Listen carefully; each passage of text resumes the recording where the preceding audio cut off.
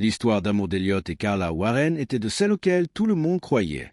Mais tout changea après l'accident qui laissa Elliot diminuer, physiquement et mentalement. À partir de ce moment, Carla se présenta comme l'épouse loyale, celle qui se battait pour maintenir son foyer debout. Elle disait à tous qu'elle faisait de son mieux, et pendant des années, personne n'eut de raison d'en douter. Mais un jour, dans cette même maison, quelque chose se produisit. Un événement que personne n'aurait pu prévoir. Un moment qui fissura leur histoire et révéla des scandales si choquants qu'ils entraînèrent dans la tourmente tous ceux qui étaient liés de près ou de loin à ce couple. Et, au milieu de tout cela, quelqu'un paya le prix ultime. Comment un mariage qui semblait si parfait avait-il pu se transformer en une catastrophe aussi explosive? Restez avec nous pour le découvrir. Bienvenue sur True Crime Story HQ. Merci à tous mes abonnés pour votre soutien. Restez connectés pour des mises à jour quotidiennes sur les affaires criminelles. Et n'oubliez pas de vous abonner. Elliot Warren avait 40 ans lorsque sa vie changea à jamais. Il était le genre de success story dont les magazines adorent parler. Il avait créé une start-up technologique à partir de rien, travaillant dans son garage avec 2 amis d'université et un rêve que la plupart auraient qualifié de fou. 8 ans plus tard, ce rêve fou valait 500 millions de dollars. Mais l'argent ne définissait pas Elliot Warren. Ce qui le définissait, c'était la manière dont il l'utilisait et la façon dont il traitait les gens. Elliot venait d'un milieu humble et ne l'avait jamais oublié. Son père, Robert, avait travaillé comme facteur pendant 35 ans, distribuant du courrier sous la pluie, la neige et les chaleurs écrasantes de l'été. Sa mère, Margaret, avait été institutrice, consacrant ses journées à l'éducation des enfants pour un salaire qui ne suffisait presque jamais à payer les factures. Ils avaient donné à Elliot tout ce qu'ils pouvaient. Ce n'était pas grand-chose en termes d'argent, mais c'était tout en matière d'amour et de valeur. La première chose qu'Elliot fit lorsque son entreprise entra en bourse fut d'acheter à ses parents la maison de leur rêve en Floride. Pas un manoir, juste une maison confortable de 3 chambres avec un porche où sa mère pouvait boire son café en regardant le lever du soleil. Elliot leur rendait visite chaque mois, quelle que soit la charge de son emploi du temps. Son succès en affaires lui ouvrit les portes de l'investissement immobilier et il construisit un portefeuille réparti dans 3 États. Il avait ces capacités rares de voir des opportunités là où les autres ne voyaient que des risques. Mais contrairement à beaucoup d'hommes riches, Elliot ne marchait jamais sur les autres pour avancer. Ses employés l'adoraient parce qu'ils connaissaient réellement leur nom. Il parcourait les ateliers chaque semaine, demandant des nouvelles de leur famille, se rappelant les anniversaires de leurs enfants. Quand l'un de ses responsables d'entrepôt fut diagnostiqué d'un cancer, Elliot paya l'intégralité du traitement. Lorsqu'une autre employée vit sa maison brûler, Elliot lui en acheta une nouvelle. Les gens ne travaillaient pas pour Elliot Warren parce qu'ils y étaient obligés. Ils travaillaient pour lui parce qu'ils le voulaient. Chaque année, Elliot injectait 2 millions de dollars dans un fonds de bourse pour des étudiants défavorisés, des jeunes qui venaient de milieux semblables aux siens, avec le talent et la détermination, mais pas l'argent. Il avait aidé 15 jeunes entrepreneurs à lancer leurs entreprises, les guidant dans les moments difficiles, célébrant leur victoire avec eux. 7 de ces 15 dirigeaient désormais leur propre société avec succès. Sa philosophie était simple et la répétait souvent. Le succès ne veut rien dire si tu finis seul au sommet. Il le pensait réellement. Son penthouse en centre-ville reflétait parfaitement ses valeurs. Les murs n'étaient pas recouverts de trophées ou de couvertures de magazines. Ils étaient couverts de photos des gens qu'il aimait. Ses parents sur leur Porsche, ses amis universitaires durant leur voyage de pêche, ses filleuls soufflant leur bougie d'anniversaire. Il était parrain de 4 enfants et il prenait ce rôle très au sérieux. Il assistait aux matchs de football, aux spectacles scolaires et n'oubliait jamais un anniversaire. Malgré une fortune que la plupart des gens ne gagneraient pas en 10 vies, Elliot conduisait une Toyota et portait un jean au bureau. Il n'avait rien à prouver. Il avait conservé son petit cercle d'amis proches depuis 20 ans. Des amis qui n'étaient pas là pour son argent, mais parce qu'Elliot était le genre d'homme qui s'arrêtait pour aider un inconnu avec un pneu crevé. Le genre d'homme qui se souvenait de la difficulté d'avoir peu et qui refusait de laisser quelqu'un d'autre vivre cela seul. Le dîner du dimanche chez ses parents était non négociable. Elliot bloquait toujours ce moment dans son agenda. Il s'asseyait à la même table où il faisait ses devoirs enfants, mangeant la cuisine de sa mère et écoutant les histoires de son père. Ses repas le ramenaient à l'essentiel, le reconnectaient à ce qu'il était avant l'argent, avant le succès, avant que tout ne change. Ses parents étaient fiers de lui, non pas pour sa richesse, mais parce qu'il était resté humble, parce qu'il appelait encore sa mère chaque matin juste pour prendre de ses nouvelles. Voilà qui était Elliot Warren. Un multimillionnaire autodidacte qui n'avait jamais oublié d'où il venait. Un parrain dévoué qui construisait des cabanes dans les arbres et coachait des équipes. Un ami loyal qui ne manquait jamais un match ou un voyage annuel. Un philanthrope généreux convaincu que le succès doit servir à élever les autres. Un fils aimant qui appelait sa mère chaque matin et ne manquait jamais un dîner familial. Un homme qui faisait confiance, qui aimait profondément et qui croyait en la bonté humaine. Il avait tout, absolument tout. Et il était sur le point de tout perdre de la manière la plus cruelle imaginable. Carla Bennett n'avait pas grandi dans la pauvreté, mais elle n'avait pas grandi dans l'aisance non plus. Elle avait grandi dans une banlieue modeste à l'extérieur de Détroit. Son père était comptable dans une petite entreprise. Sa mère, hygiéniste dentaire, passait ses journées à nettoyer des dents et prendre des radiographies 5 jours par semaine. La famille vivait confortablement. Les factures étaient payées. Il y avait de la nourriture sur la table. Mais il n'y avait jamais rien de trop. Rien n'était offert à Carla. Tout ce qu'elle obtenait, elle devait le gagner ou s'en passer. Dès son plus jeune âge, Carla avait conscience de la hiérarchie sociale autour d'elle. Elle fréquentait une école publique où certains élèves arrivaient vêtus de marques coûteuses tandis qu'elle portait les vêtements usagés de ses cousins. Elle regardait ses camarades aisés recevoir une voiture pour leurs 16 ans tandis qu'elle prenait le bus. Ils parlaient de vacances en Europe ou dans les Caraïbes. La famille de Carla, elle, allait camper à 2 heures de la maison quand ils partaient quelque part. Carla devint obsédée par les choses qu'elle ne pouvait pas avoir, les marques de luxe, les sacs de créateurs, la vie qu'elle voyait dans les magazines et les pages mondaines. Alors que les filles de son âge pensaient aux devoirs ou aux garçons, Carla étudiait le mode de vie des célébrités et élaborait des plans pour atteindre ce milieu. Au lycée, Carla commença à mentir. Elle inventait des histoires détaillées sur des vacances que sa famille n'avait jamais faites. Elle prétendait que son père était cadre supérieur alors qu'il n'était qu'un comptable de niveau intermédiaire. Elle construisait une version entièrement fictive de sa vie parce que la vraie lui faisait honte. Elle était douée pour ça. Les gens la croyaient parce qu'elle s'investissait totalement dans ses mensonges. Elle avait appris très tôt que si l'on disait quelque chose avec assez de confiance, on était rarement remis en question. Cette compétence lui serait très utile plus tard. L'université était censée être son billet de sortie. Elle entra à l'université d'État grâce à une bourse partielle. Le reste, elle dut le couvrir avec des prêts étudiants et 3 petits boulots. Elle travaillait jusqu'à l'épuisement, détestant chaque minute. Elle observait les filles de fraternité aisées traverser leurs études sans travailler un seul jour. Elle dépensait l'argent de leur père en vêtements, fêtes, voyages. Tout était facile pour elle. Tout était difficile pour Carla. Elle se spécialisa en psychologie, non pas parce qu'elle voulait aider les gens, mais parce qu'elle voulait comprendre comment les contrôler. L'année de junior changea tout. Carla commença à sortir avec Preston Whitmore, le 3e du nom. Il était tout ce dont elle avait toujours rêvé. Héritier d'une fortune pharmaceutique, vieil argent, membre d'un country club, le genre de nom de famille qui ouvre des portes. Pendant 8 mois, Carla joua le rôle de la petite amie parfaite. Elle riait à toutes ses blagues. Elle s'habillait comme les petites amies de ses amis. Elle prétendait aimer la voile, le golf et toutes ces activités ennuyeuses que semblent apprécier les riches. Elle était ce que c'était enfin le moment, sa porte d'entrée vers la vie qu'elle méritait. Puis arriva Thanksgiving. Preston l'invita à rencontrer sa famille dans leur domaine. Carla savait que c'était important. Elle acheta une robe qu'elle n'avait pas les moyens de payer. Elle s'entraîna aux bonnes manières. Elle était prête à les impressionner. Mais dès qu'elle entra, elle ressentit leur jugement. La mère de Preston la détailla d'un regard accompagné d'un sourire qui ne touchait pas ses yeux. « Elle est charmante, chérie, dit-elle à Preston. Mais est-elle vraiment des nôtres ?» Carla fit semblant de ne pas entendre. Plus tard dans la soirée, elle surprit une conversation entre Preston et son père dans le bureau. « Fiston, amuse-toi, mais marie-toi dans ton cercle. » Le message était clair. Carla n'était pas assez bien. Elle ne le serait jamais.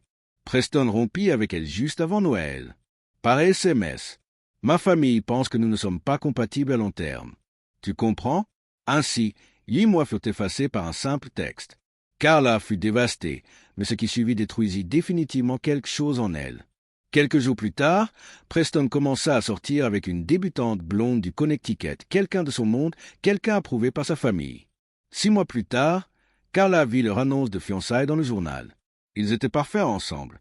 Preston était passé à autre chose, comme si Carla n'avait jamais existé. Ce jour-là, quelque chose se brisa en elle.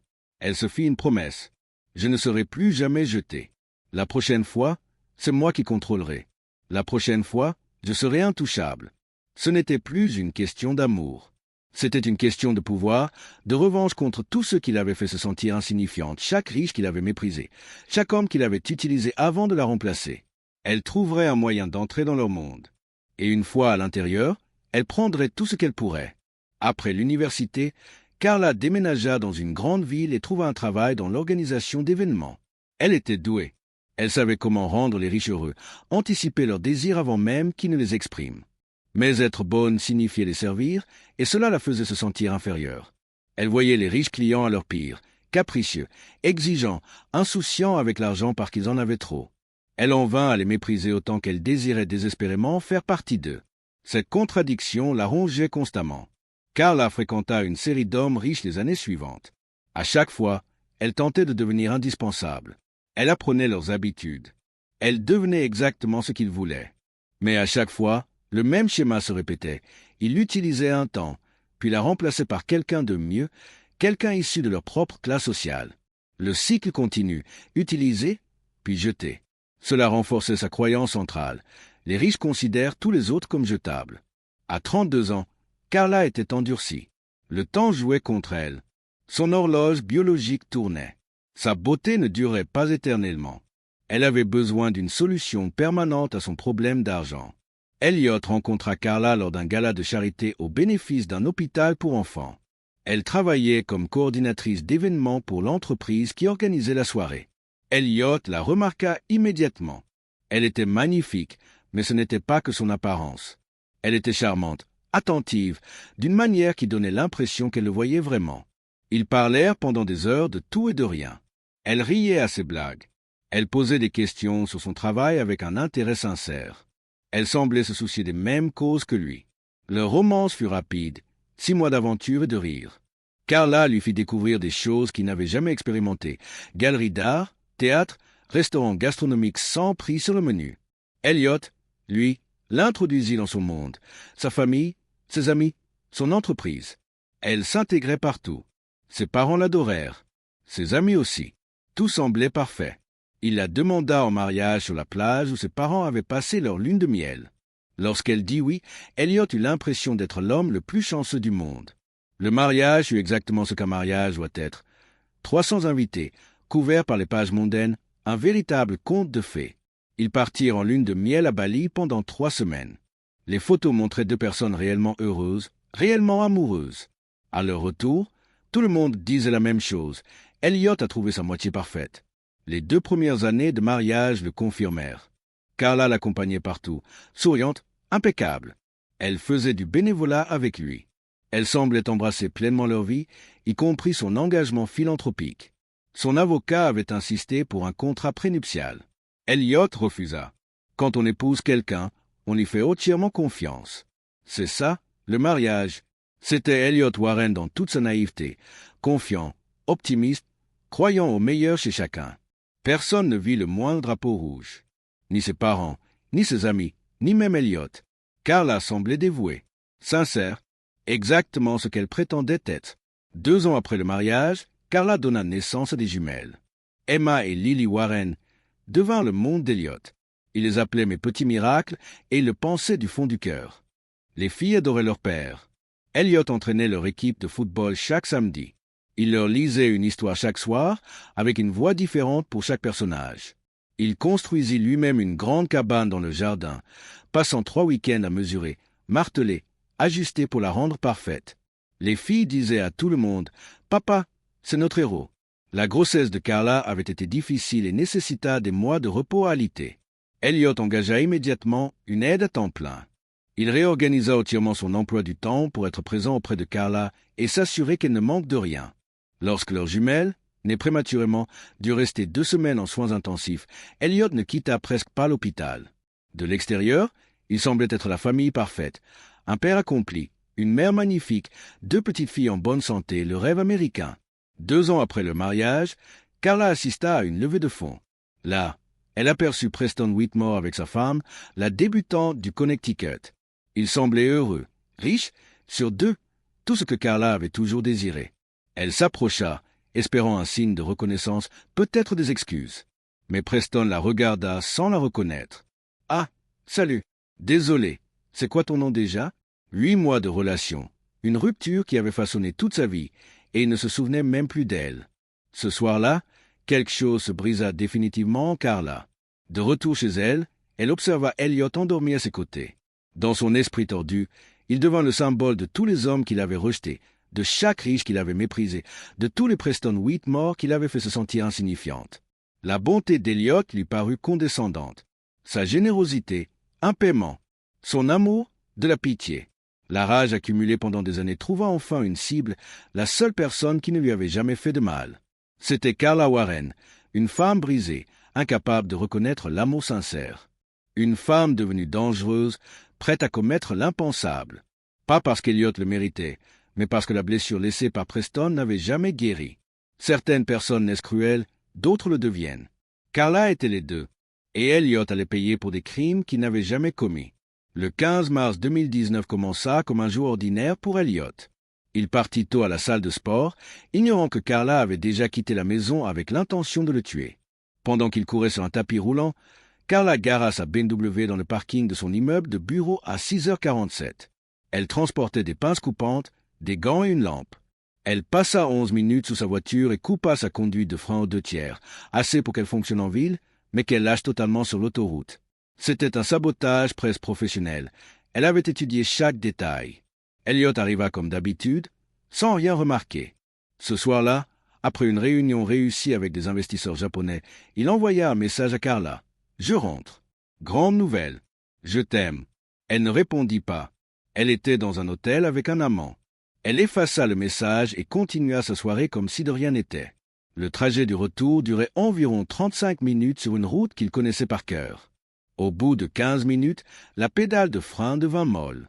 Il tenta de pomper, sentit la pression disparaître. À 68 000 par heure, à l'approche d'un virage dangereux, les freins lâchèrent totalement. Il tira l'embrayage de secours, en vain. La voiture franchit la barrière, dévala un talus et fit plusieurs tonneaux avant de s'écraser contre un conduit en béton. Elliot resta coincé dans la carcasse pendant 4 heures, grièvement blessé, dans le noir. Un routier remarqua enfin la voiture et appela les secours. Les paramédics lui donnèrent 20% de chance de survie et annoncèrent qu'il garderait probablement des séquelles permanentes. Ses parents furent prévenus à 3h15. Carla reçut l'appel 7 minutes plus tard. Pourtant, elle n'arriva à l'hôpital qu'à 5h40. Elle prétendit « Je dormais, mon téléphone chargé dans l'autre pièce ». En réalité, elle avait eu besoin de temps pour quitter l'hôtel, rentrer, se doucher, se changer et élaborer son alibi. Quand elle arriva, Margaret remarqua quelque chose. « Tu portes du maquillage à cette heure ?» Carla répondit avec des larmes parfaitement dosées. « Je voulais paraître forte pour Elliot. » C'était une prestation convaincante. Margaret se sentit coupable d'avoir douté. Mais si Carla portait du maquillage, c'était pour incarner son nouveau rôle, celui de l'épouse dévastée. Quelques heures plus tôt, elle avait tenté de tuer son mari. Maintenant, elle devait convaincre le monde qu'elle était brisée par son accident. Elliot fut emmené d'urgence au bloc opératoire pour une intervention de 7 heures. 3 neurochirurgiens et 2 spécialistes orthopédiques œuvrèrent ensemble.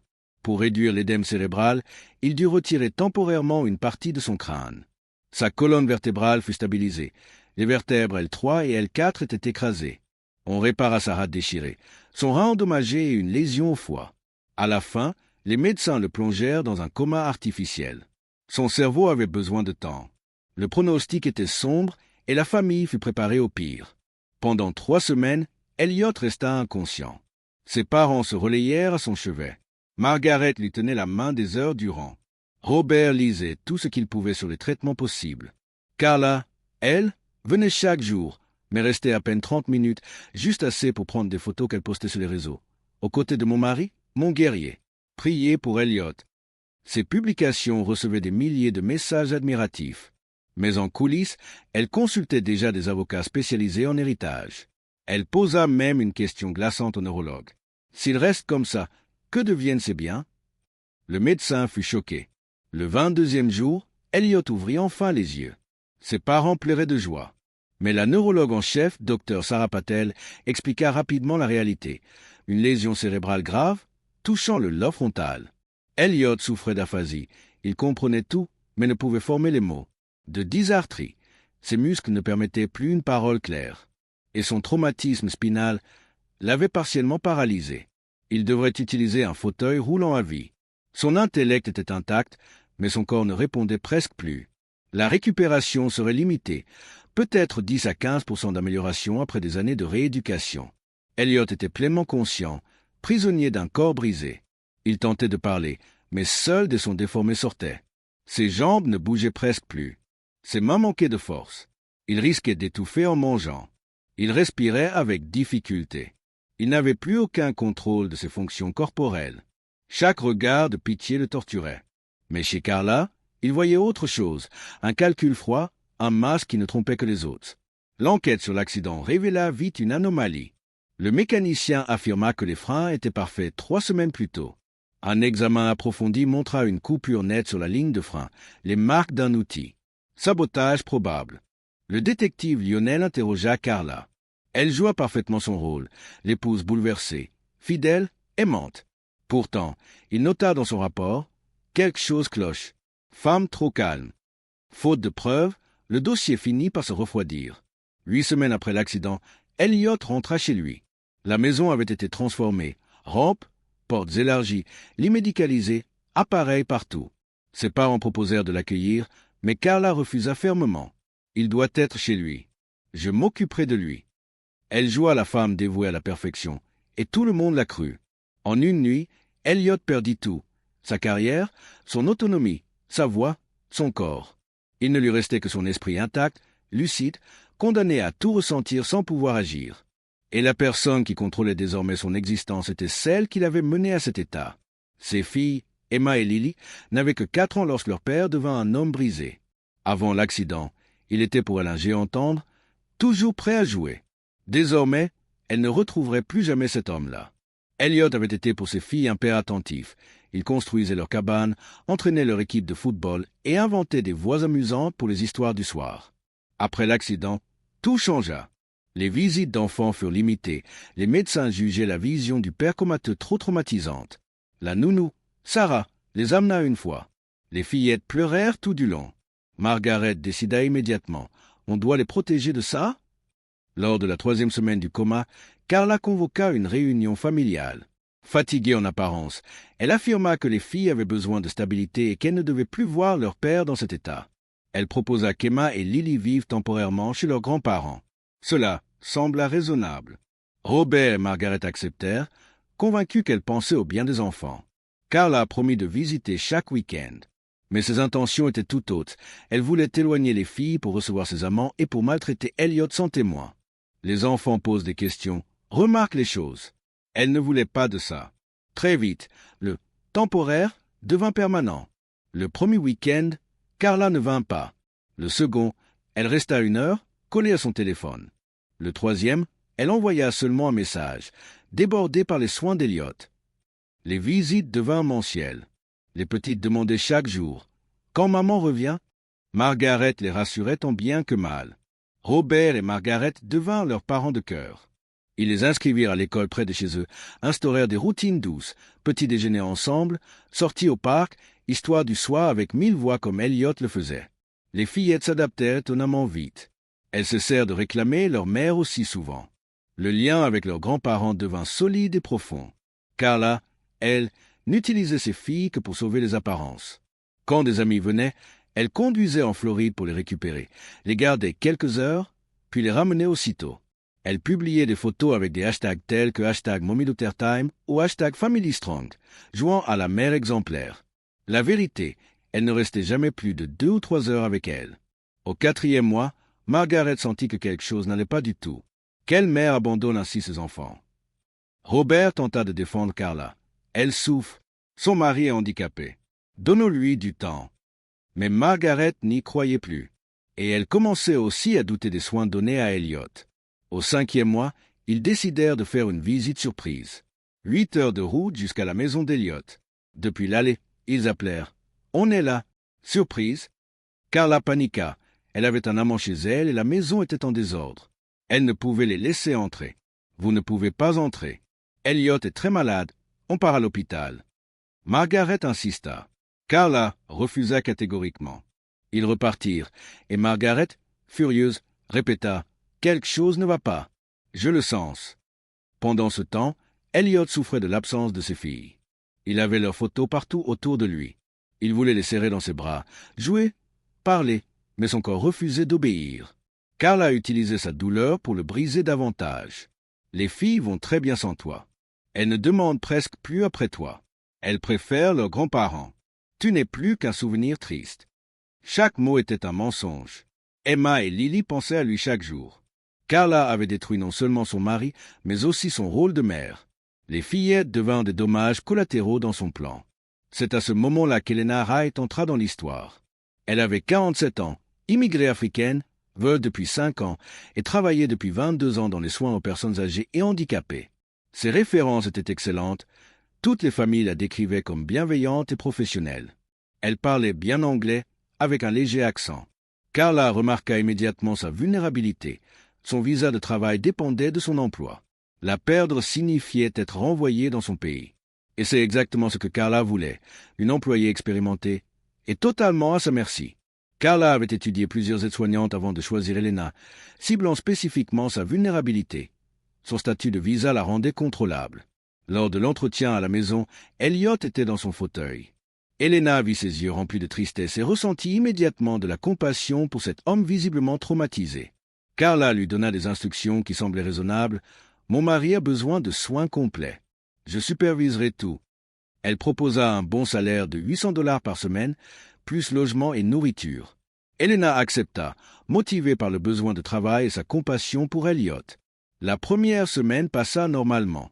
Carla montrait de l'affection en présence d'Helena, touchait l'épaule d'Elliot et disait « Assurez-vous qu'il soit à l'aise.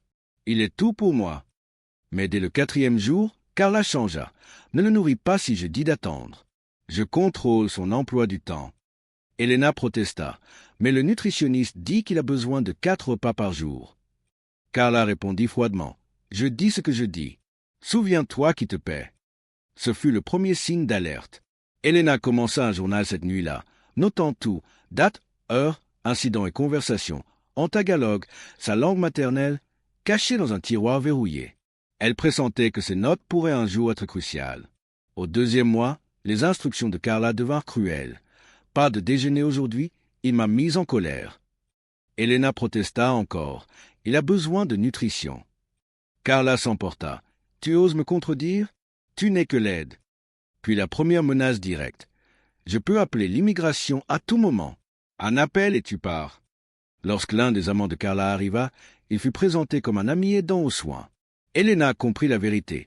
Elle entendait les bruits venant de la chambre pendant qu'Elliot, impuissant, était dans le salon. Son visage était dévasté, des larmes coulant sur ses joues. Helena voulait le réconforter, mais Carla l'interdit. Les visites devinrent fréquentes, parfois 2 fois par semaine. Les hommes se moquaient d'Elliot devant lui. Comment c'est d'être marié à un légume? Carla riait. Il n'était plus que du mobilier. Helena documentait chaque visite avec minutie. Au 3e mois, la pire nuit, un homme entra dans la chambre modifiée d'Elliot. Il se réveilla et entendit sa femme avec un inconnu. Helena le retrouva tremblant, les larmes sur l'oreiller. Elle lui tint la main, murmura « Je suis désolé, monsieur, vraiment désolé. » Ce fut la première fois qu'elle vit Elliot comme un être humain, conscient et souffrant. Ils développèrent une communication par le regard. Elle lisait sa douleur, sa gratitude, sa colère et son désespoir. Helena commença de petits gestes interdits.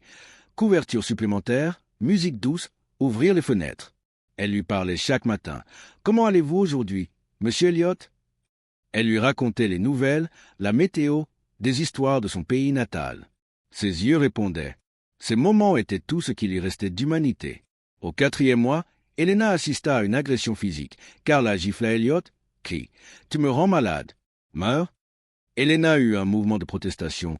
Carla la menaça. « Tu n'as rien vu. » Compris? Terrifiée, Helena pleura cette nuit-là et pria. Elle voulait appeler la police, mais son visa la retenait. Elle devait continuer à protéger sa famille financièrement. Carla utilisa la nourriture comme punition. « Il m'a énervé aujourd'hui. Pas de dîner. » Helena commença à lui donner de la nourriture en cachette. Biscuits, fruits, protéines. Elle mentait pour le protéger. Au 5e mois, un nouvel amant, Destiny West, resta plus longtemps et se montra cruel.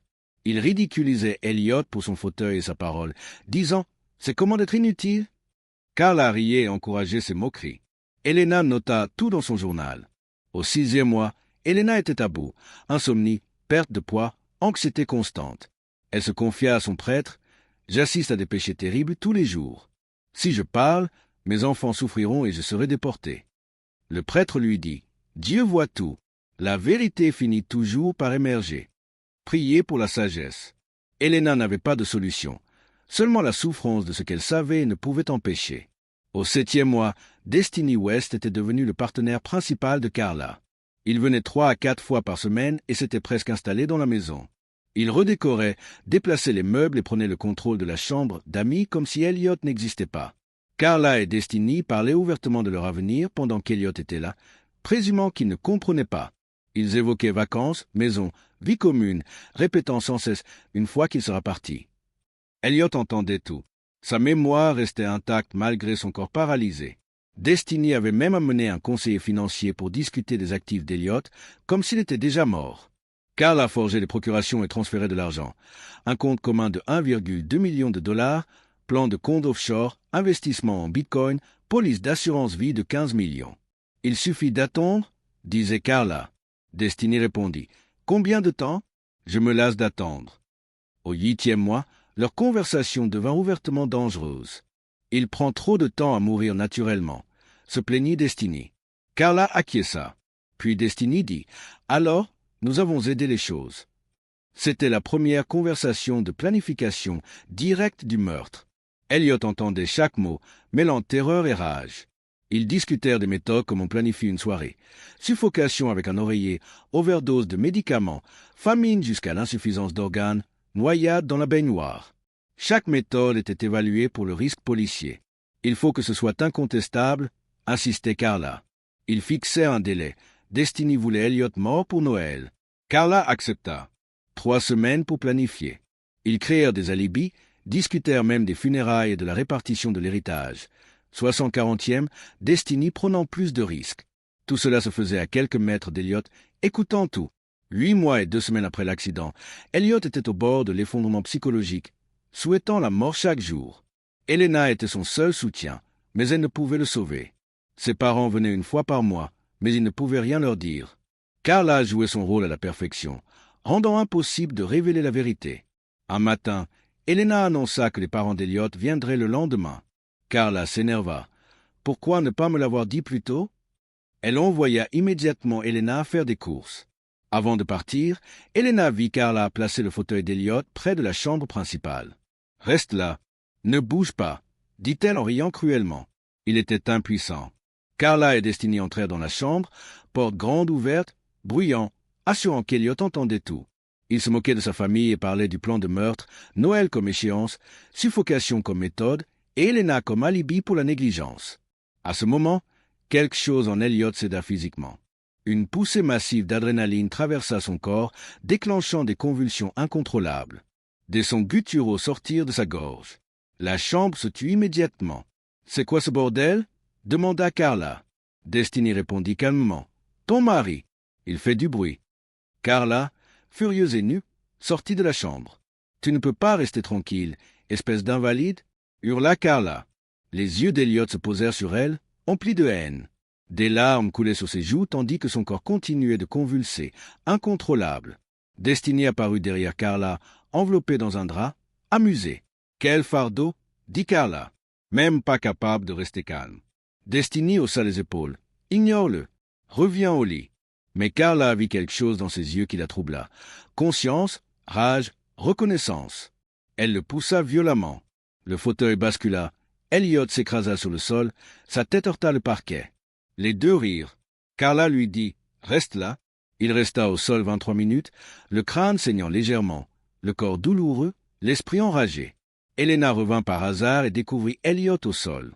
« Monsieur Elliot, oh mon Dieu !» cria-t-elle. Immédiatement, elle comprit ce qui s'était passé. Pour la première fois, elle ressentit l'envie de faire du mal à Carla, mais elle se concentra sur Elliot. Elle le coucha sur des coussins, nettoya sa petite plaie et murmura « Je suis là. Tu n'es pas seul, je te le promets. » Les yeux d'Elliot étaient différents. Son attention était vive, consciente. Elena lui demanda « Vous m'entendez ?» Clignez des yeux si oui. Il cligna des yeux. C'était sa première communication claire depuis 8 mois. Cette nuit-là, Elena le remit dans son fauteuil. Carla arriva, agacée. « Qu'est-ce que tu fais ?» ?»« Je l'ai trouvé par terre. »« Que s'est-il passé ?»« Il est tombé tout seul, » répondit Carla. Elena vit clair dans son mensonge mais ne dit rien. Les jours suivants furent miraculeux. En 3 semaines, Elliot progressa de façon spectaculaire. Au 7e jour, il bougeait tous les doigts de la main droite, pouvait saisir de petits objets. La main gauche picotait, le coude droit pliait légèrement. Ses tentatives de parole étaient encore confuses, mais plus de son sortait. Au 14e jour, il tenait un gobelet, pouvait s'alimenter seul avec des aliments mous et ressentait ses orteils pour la première fois depuis 8 mois. Au 21e jour, sa jambe droite pouvait se lever, la gauche pliée au genou. Il formait des phrases simples « Aidez-moi, merci » et prononça enfin Elena clairement.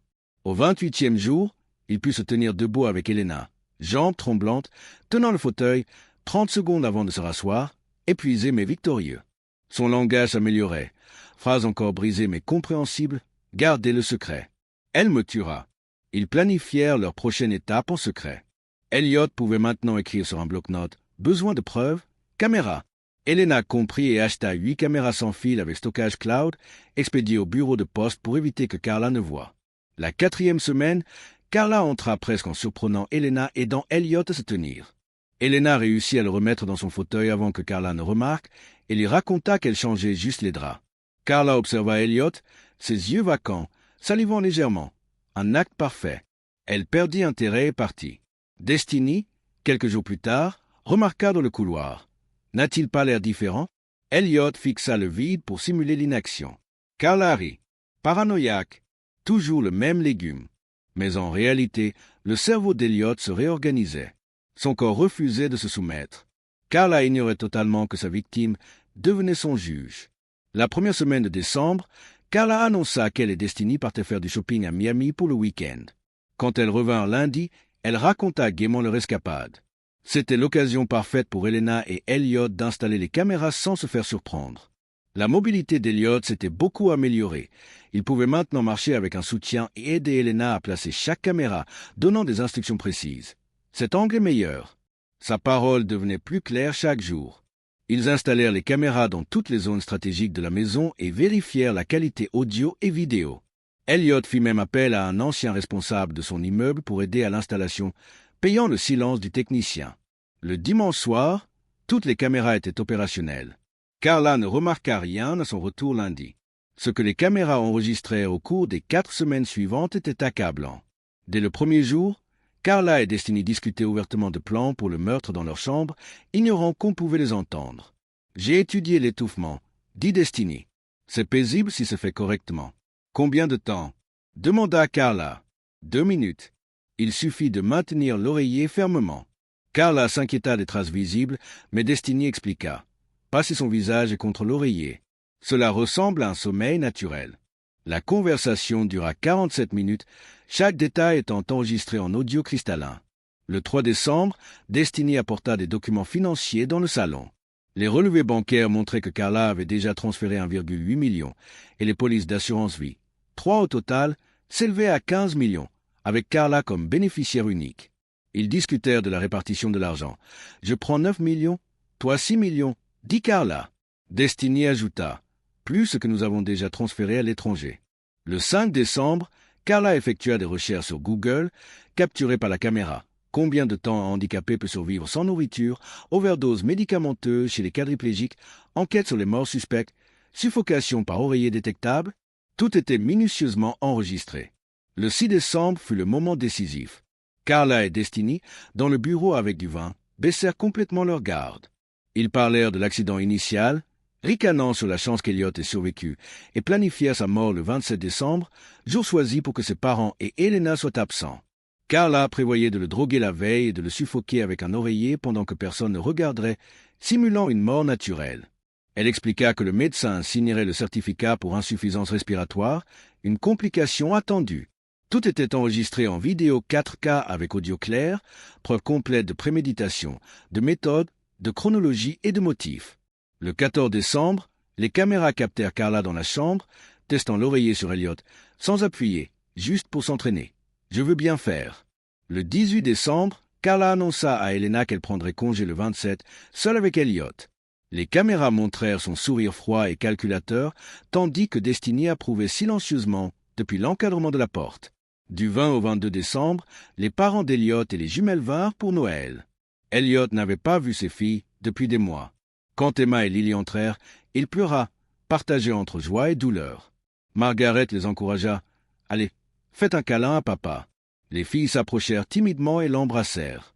Elliot voulait parler, tout révéler, mais il devait attendre. Carla joua parfaitement la comédie.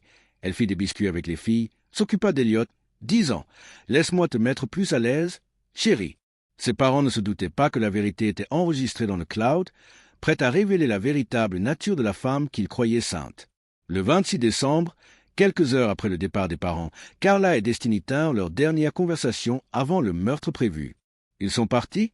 demanda Destiny. « Enfin, maintenant nous pouvons nous concentrer », répondit Carla. Destiny demanda si elle était prête pour le lendemain. La réponse de Carla fut choquante. « Plus que prête. Je suis impatiente. » Destiny sembla surpris. « Vraiment ? Il a rendu ma vie infernale pendant 9 mois. Je vais savourer la fin de son calvaire, » expliqua Carla. Ils rirent et trinquirent avec leur verre de vin. À demain, à la liberté. Le mâle pur avait été capturé par les caméras. Au total, celle-ci avait enregistré 847 heures de vidéo en 4 semaines. 156 cas d'abus distincts étaient documentés avec horodatage, 47 conversations planifiant explicitement un meurtre, 12 conversations avouant le sabotage de l'accident initial. Les documents financiers montraient 4,2 millions déjà volés, la fraude à l'assurance entièrement détaillée, de multiples relations sexuelles prouvant l'infidélité et 2 participants dans une conspiration claire. Tout avait été téléchargé automatiquement sur un cloud protégé par mot de passe, sauvegardé sur 3 serveurs différents. Un enregistrement permanent.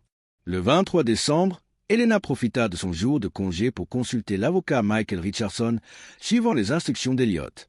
Elle lui montra des extraits de vidéos, l'aveu de l'accident et la conversation planifiant le meurtre. L'avocat resta silencieux 30 secondes, absorbant ce qu'il venait de voir. « C'est l'affaire de tentative de meurtre la plus documentée que j'ai jamais vue. » Finit-il par dire, stupéfait lorsqu'Elena expliqua qu'Elliot avait récupéré secrètement et installé lui-même les caméras. Elliot était conscient, mobile et faisait semblant d'être handicapé pour les piéger. Elena confirma tout. Richardson alerta. Il prévoit de le tuer dans 4 jours. La police doit être impliquée immédiatement. La stratégie légale fut rapidement définie. Les charges comprendraient tentative de meurtre, conspiration, fraude à l'assurance, exploitation financière, maltraitance d'adultes vulnérables et abus envers une personne fragile. L'accident initial serait rouvert sur la base des aveux, mais attendre le 27 décembre était trop risqué. La confrontation fut avancée au 23 décembre. Les parents d'Elliot seraient rappelés, la police coordonnée, les mandats prêts. Tout était en place. Ce soir-là, Elliot s'entraîna à marcher. Il pouvait se déplacer sans aide et son élocution était rétablie à 85%. Il choisit un costume, des chaussures habillées et une cravate, symbole de la récupération de son identité. Elena l'aida à s'habiller. « Vous ressemblez de nouveau à vous-même, monsieur Elliot. »« Presque. Demain, je serai complètement moi, » répondit-il avec un sourire. Puis Elliot appela ses parents. Elena tenait le téléphone. Il réussit à dire 3 mots clairs. « Venez ce soir. » Margaret eut un hoquet de surprise. « Robert ?» Il parlait. Ils prirent la route immédiatement. Carla était en shopping avec Destiny, complètement inconsciente. Les unités de police étaient déjà positionnées à proximité. La justice était à quelques heures. La différence entre victime et victorieux résidait dans la patience et la préparation. Carla pensait avoir gagné, croire qu'elle s'en sortirait et finirait le travail. Elle ignorait que chaque mot prononcé au cours des 4 semaines précédentes avait été enregistré, que sa victime avait guéri et que, en quelques heures, son monde entier s'effondrerait. Le piège était prêt. Le 23 décembre 2019, le jour était enfin arrivé. À 18 heures, Elena plaça un fauteuil roulant vide dans le couloir comme l'heure. Dans la chambre arrière, Elliot Warren se tenait debout, s'habillant pour la première fois en 9 mois en tant qu'homme libre. Il enfila son costume bleu marine, celui porté lors des réunions, et sa cravate en soie blanche, cadeau de sa mère. Ses mains tremblaient légèrement, mais il pouvait presque tout faire seul. « Êtes-vous sûr de pouvoir rester debout si longtemps ?» demanda Elena. « Peu importe si je m'effondre après qu'elles seront menottées, » répondit Elliot avec détermination. Elena lui peigna les cheveux et recula. Dans le miroir, il se vit pour la première fois depuis 9 mois, non plus l'homme brisé en fauteuil, mais celui qu'il était autrefois. Pas encore complètement lui-même, mais assez proche. Pendant ce temps, Robert et Margaret conduisaient frénétiquement vers la maison, ayant quitté à 16h30 pour un trajet de 90 minutes. Margaret était au téléphone avec le médecin d'Elliot, confuse mais pleine d'espoir. 3 pâtés de maison plus loin, 4 voitures de police banalisées attendaient. Le détective Lionel dirigeait l'opération avec 2 autres enquêteurs et 4 officiers de patrouille. Les mandats avaient été préparés et signés par un juge l'après-midi même, incluant tentative de meurtre, conspiration, fraude à l'assurance et abus sur adultes vulnérables. Pendant ce temps, Carla et Destiny étaient dans un restaurant coûteux, célébrant en avance, payant avec la carte de crédit d'Elliot, discutant de ce qu'elles achèteraient après sa mort.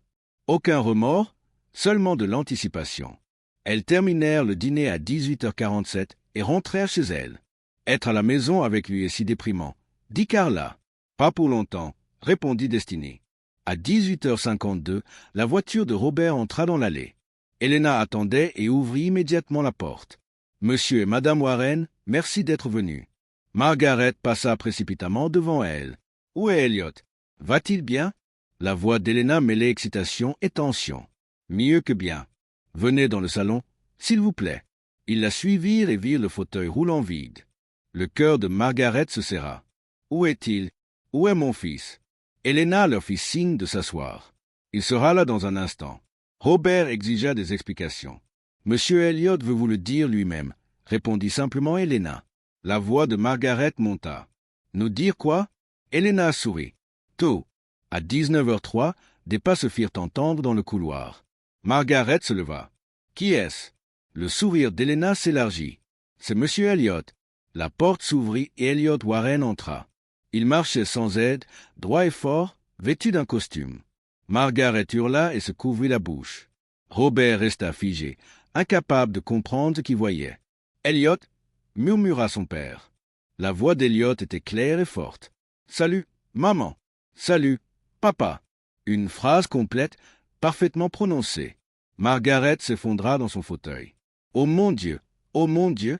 Elliot alla s'asseoir sur le canapé comme si c'était la chose la plus naturelle au monde. « C'est une longue histoire et vous devez tout entendre. » Il leur expliqua qu'il se remettait depuis 6 semaines. Margaret demanda pourquoi il ne leur avait rien dit. « Parce que j'avais besoin de temps et de preuves. Des preuves de ce que Carla a fait et de ce qu'elle prévoyait. » Elliot sortit alors une tablette et commença à leur montrer la vérité. Il fit écouter l'audio de Carla avant avoir coupé ses lignes de soutien-gorge. La main de Margaret vola à sa bouche, des larmes coulant. Il joua d'autres enregistrements détaillant le sabotage, le calendrier, les plans. Le visage de Robert devint rouge de rage. « Cette femme diabolique !» dit-il entre les dents. La voix d'Elliot resta calme. « Il y a encore plus. Beaucoup plus. » Il leur montra une compilation vidéo des abus. Carla le privant de nourriture avec date et heure, insultes verbales lui disant qu'il aurait dû mourir, négligence le laissant dans des vêtements souillés pendant des heures, violence physique, gifles et coups. Margaret sanglota. « Nous étions là. Comment avons-nous pu ne rien voir ?» Elliot expliqua que Carla jouait la comédie pendant leur visite. Elle était Sainte Carla devant eux, puis retirait son masque et qu'il partait. Il leur montra la transformation sur vidéo. Robert tremblait de rage. « Je vais la tuer moi-même. » Elliot l'arrêta. « Non, la loi s'en chargera. » Il passa ensuite à l'enregistrement du plan de meurtre du 27 décembre, conversation complète sur l'asphyxie, calendrier fixé 4 jours plus tard, journée de congé forcé d'Elena pour l'isoler, et la voix excitée de Carla disant qu'elle prendrait plaisir à mettre fin à sa vie. Margaret éclata en sanglots incontrôlables. Robert frappait du poing, tremblant de rage. Où est-elle? Où est ce monstre?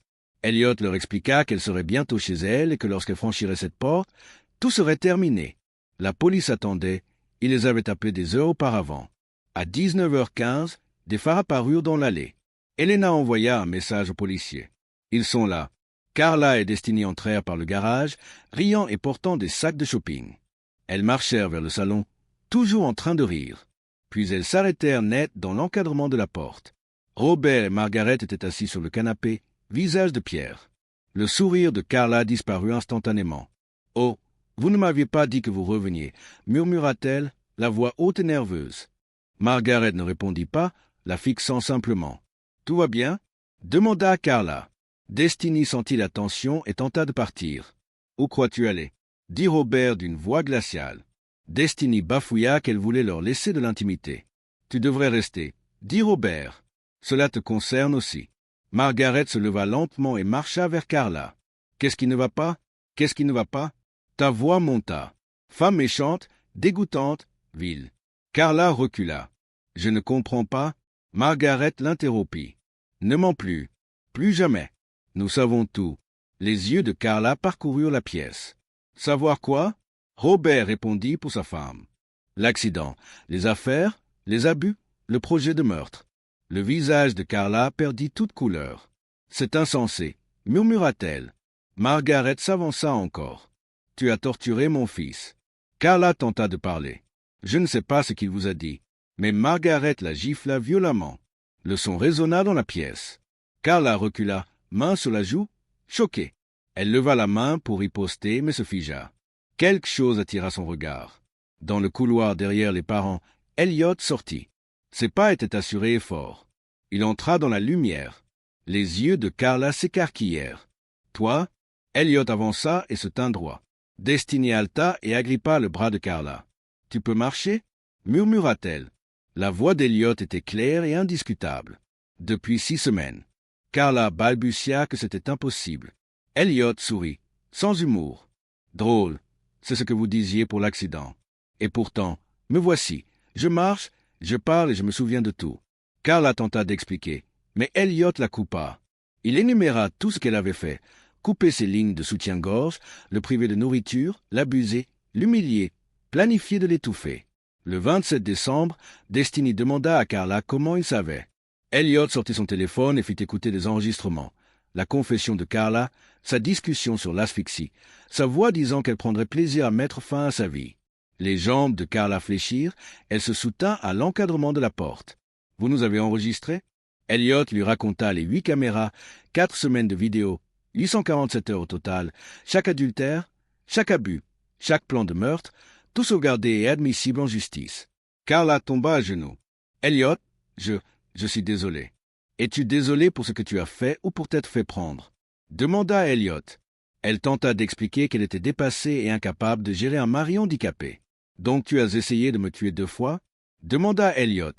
Margaret hurla qu'elles avaient entendu l'enregistrement de son plan de meurtre.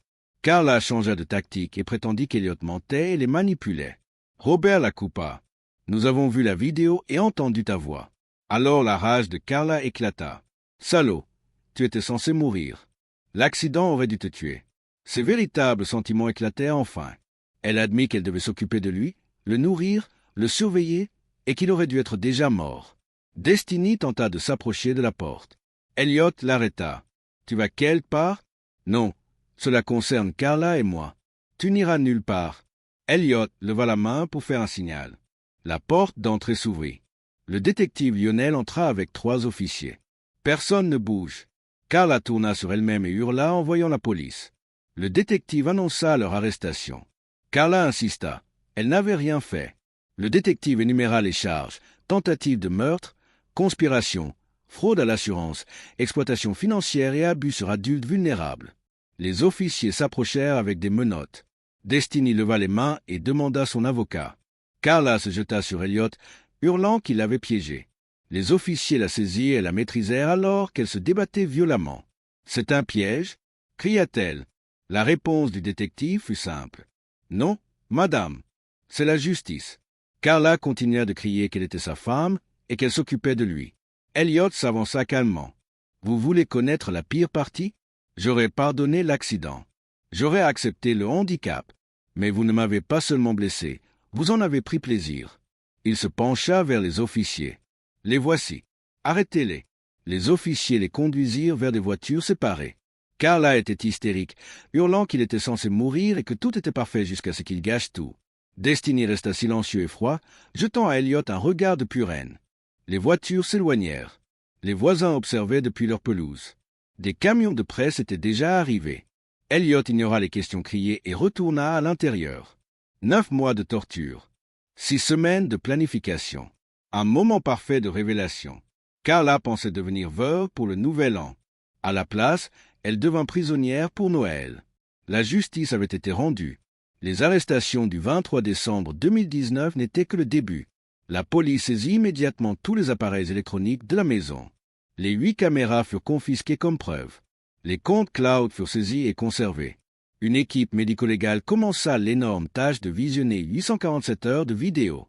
La priorité était de retrouver les aveux du meurtre et de l'accident initial. Les banques coopérèrent pleinement et 4,2 millions de dollars furent retracés via des comptes offshore. Les experts en informatique examinèrent l'ordinateur de Carla et trouvèrent un historique de recherche totalement accablant. Méthode de meurtre, communication constante avec Destiny via email. Des milliers de messages textes furent récupérés, y compris des messages supprimés. Les relevés téléphoniques montrèrent 47 appels entre Carla et Destiny le jour de l'accident. Le détective Lionel rouvrit le dossier de l'accident initial avec urgence. Il dirigea une équipe sur le site de l'accident. La conduite de frein était toujours conservée comme preuve et cette fois, 3 spécialistes indépendants l'examinèrent. Conclusion unanime. Sabotage délibéré. Les marques d'outils correspondaient parfaitement à se trouver dans le véhicule de Carla. Les vidéos de sécurité du parking furent réexaminées. Les enquêteurs trouvèrent la visite matinale de Carla à 6h47 le jour de l'accident.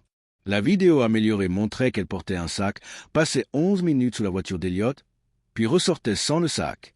Les données des antennes téléphoniques confirmaient sa présence dans le bâtiment de bureau d'Elliott ce matin-là. Son alibi hôtelier fut vérifié. Elle s'était enregistrée à 16h, heure après le sabotage. La chronologie prouvait à la fois opportunité et préméditation sans aucun doute. La procédure préliminaire dura de janvier à juillet 2020. Carla et Destiny demandèrent toutes deux une caution. Le procureur argumenta que Carla représentait un risque de fuite important, citant les comptes offshore et un message texte récupéré. Après qu'il sera mort, nous allons en Espagne. Le juge refusa la caution, déclarant que la prévenue représentait un risque de fuite sérieux et un danger pour les témoins. Le procès commença en août 2020. La sélection du jury dura 2 semaines. Le jury final comptait 7 femmes et 5 hommes, âgés de 28 à 67 ans, avec des parcours divers. Enseignants, ingénieurs, policiers retraités. Le jury délibéra seulement 6h14. Sur tous les chefs d'accusation, le verdict fut coupable. Carla s'effondra en sanglots. Destiny resta impassible. Elliott tenait la main de sa mère et versait de discrètes larmes de soulagement. La salle d'audience éclata en applaudissements. Lors de l'audience de condamnation le 2 octobre 2020, Elliott se tint devant le juge. « Votre honneur, ces personnes ont tenté de m'effacer. Elles ont échoué, mais pas sans laisser de cicatrices. Je demande la peine maximale, non pas vengeance, mais pour protection. Ces femmes sont dangereuses. Gardez-les enfermées. » Le juge condamna Carla et Destiny à 80 ans de prison d'État. Carla pourra demander une libération conditionnelle à 98 ans. La justice avait été rendue complète et définitive. La vie après le procès ne fut pas facile, mais elle avançait. Elliott continua la rééducation, physique 3 fois par semaine. La situation avec ses filles était délicate. Elles furent protégées des détails graphiques et on leur expliqua avec des mots adaptés à leur âge que maman avait pris de mauvaises décisions et avait blessé papa. Les droits parentaux de Carla furent supprimés par le tribunal. Elliott obtint la garde exclusive. Les filles restaient initialement avec leurs grands-parents pour la stabilité, puis revinrent vivre avec leur père en 2022 dans une nouvelle maison sans souvenirs traumatisants. Recréer le lien père-fille prit du temps. La thérapie familiale et le jeu thérapeutique aidèrent. À 9 ans, Emma et Lily l'appelaient papa sans hésitation. Lorsqu'elle demandait des nouvelles de Carla, Elliott répondait honnêtement mais avec douceur. « Parfois, les gens font de très mauvais choix, mais ce n'est pas de votre faute. Vous n'avez rien fait de mal. » La vie d'Elena se transforma complètement. Après le procès, Elliott engagea un avocat en immigration pour l'aider à obtenir la citoyenneté. En 2021, Elena devint citoyenne américaine. Les rencontres amoureuses étaient terrifiantes pour Elliott. Sa première tentative en 2022 se termina par une attaque de panique. Il fallut une autre année de travail sur le traumatisme avant qu'il ne soit prêt à réessayer. En 2023, il rencontra la docteure Sarah lors d'une conférence médicale. Elle était thérapeute spécialisée dans le traumatisme et comprenait sa peur sans qu'il ait à l'expliquer. Ils parlèrent pendant 4 heures autour d'un café. La connexion fut naturelle, facile et sûre. Cette affaire força les gens à affronter des vérités inconfortables sur la nature humaine et la vulnérabilité. Le docteur Robert Hahir, chercheur en psychopathie, étudia le cas de Carla et la déclara sociopathe narcissique typique. Elle affichait un charme superficiel qui trompait tout le monde au départ. Elle avait un sens grandiose de sa propre valeur et croyait mériter la richesse. Mentir était pathologique chez elle. Elle montrait une absence de remords même après sa condamnation. Elle avait des affects superficiels et ne pouvait éprouver le véritable amour. Elle vivait aux dépens d'Elliot et pouvait torturer sans culpabilité. Avec le recul, Elliot admit qu'il avait ignoré tous les signes. Je pensais que l'amour signifiait fermer les yeux sur les défauts, réfléchit-il. J'avais tort. Le véritable amour ne nécessite pas d'aveuglement. Son message aux autres victimes de violence. Si vous êtes dans une situation abusive, vous n'êtes pas seul. Vous n'êtes pas fou. Vous méritez mieux. Il y a une sortie. Documentez tout. Parlez à quelqu'un de confiance. Battez-vous pour vous-même. Je l'ai fait. Vous le pouvez aussi. Interrogé sur le pardon envers Carla, Elliot répondit en 2025 avec nuance. Le pardon est compliqué. Je pardonne pour ma paix, pas pour son confort. Je libère la haine car elle me poisonnait. Mais le pardon ne signifie pas réconciliation. Elle est là où elle doit être. Moi aussi. Cela suffit. Elliot Warren était censé mourir 2 fois. Au lieu de cela, il vécut 2 fois. La première vie lui fut volée par la trahison. La seconde fut conquise par le courage. Si l'histoire d'Elliot Warren nous apprend quelque chose, c'est que le mal se cache en pleine vue et que la justice exige du courage. Si cette histoire vous a touché, choqué ou rappelé que la vérité est plus puissante que le mensonge, faites 3 choses maintenant. Abonnez-vous. Nous racontons des histoires criminelles vraies, avec enquête et justice réelle chaque semaine. Cliquez sur « J'aime ». Si vous croyez que les survivants méritent justice et que la vérité doit éclater, partagez cette vidéo. Carla Warren voulait enterrer ses crimes à jamais. Aujourd'hui, des millions savent ce qu'elle a fait. C'est le pouvoir de la vérité. Commentez ci-dessous. Quel moment vous a le plus choqué? Que ferez-vous à la place d'Elliot? De nouvelles enquêtes sont publiées chaque semaine.